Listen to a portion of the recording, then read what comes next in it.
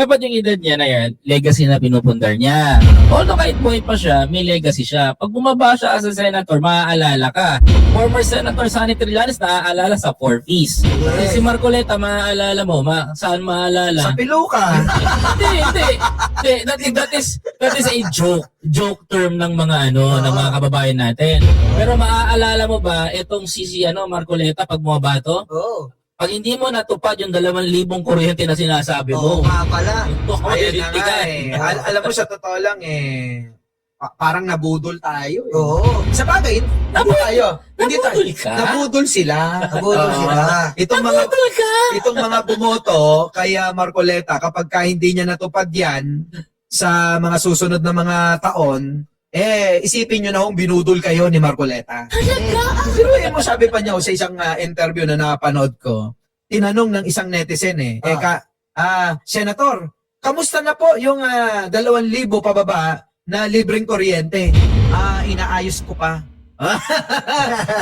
Pero kapag nasa plenaryo, hindi naman nababanggi. Hindi naman napag-uusapan. Siguro, ang ipapayo natin kay Senator Marcoleta, kaysa nagiging bitter ka ang palaya kay Senator Ping dahil wala ka pang wala ka pang 2 linggo na palitan ka na. Ito kasi matindi. Wala pang 2 linggo na wala na si Marcoleta. Tapos, nung pumalit si Ping Lacson, di ba, nagalit, parang nagtampo, umalis. Sige, iniwan yung posisyon.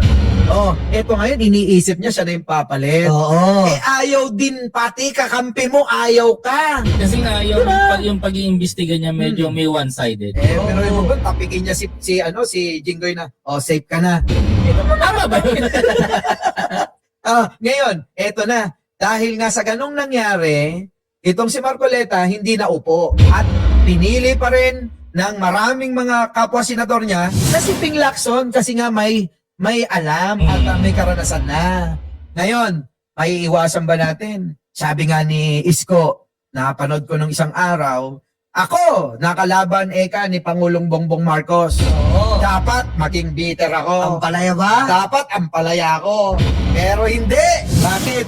Kasi tapos na yung halalan. Dapat mag-move on na tayo at umpisa na natin magtulungan para sa ikabubuti at ikauunlad ng ating bayan. Correct. Di ba? Yun ang dapat na inuugali at kinakatwiran ng mga politikong katulad ni Marcoleta. Tama. Yung isa nga dyan, kapatid-kapatid pa. Kahit na nga iba itsura mo sa lahat na magkakapatid, tinanggap na, mas mahaba yung mukha mo. At tinatakwil mo yung pagmumukha mo kasi pinalitan mo, niritoke mo, para mahabol mo yung mukha ng Marcos. Papa, hindi pa makamove on. Di ba? Biro mo, gumawa sila ng report. Wala doon si Chis Escudero. At tumuturo pa sa ating Pangulong Bongbong Marcos. Siguro naman kahit kanino naman gawin nila, meron na mga chairman at yan ay legal na naiposisyon si Ping Lacson, si Senator Ping Lacson.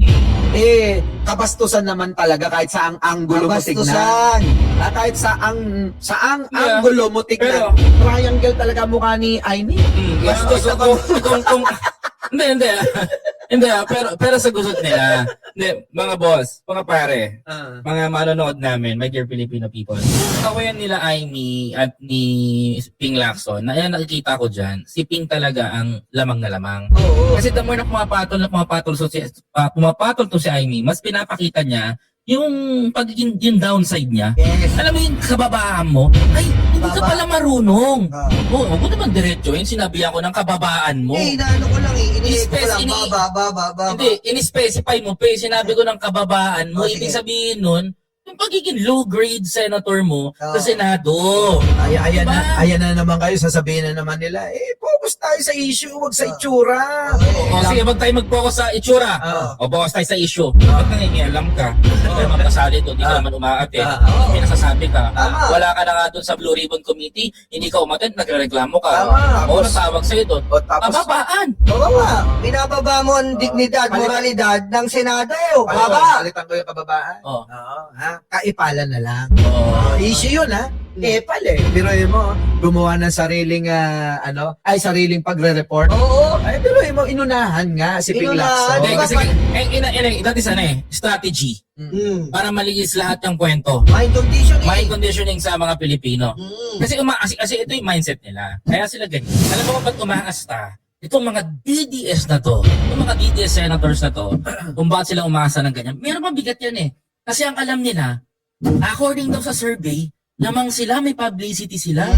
So maniniwala ang taong bayan sa kanila. Pero hindi nila alam, yung survey po na kumakalat, mga kababayan ko, at nagpapakalat na rin ho, na nagsasabi ho na si Sara Duterte daw po ay popular sa mga Pilipino. Ito ho ang totoo doon. Sasagutin Yung ko rin survey yan. ho, na kumalat na ho na yan, hindi ho yaan ginanap sa Visayas at sa Luzon. Tama. Certain parte lang po ng Mindanao. For example, nagtanong po sila sa 1,500 na tao, automatic, taga Mindanao. Tama.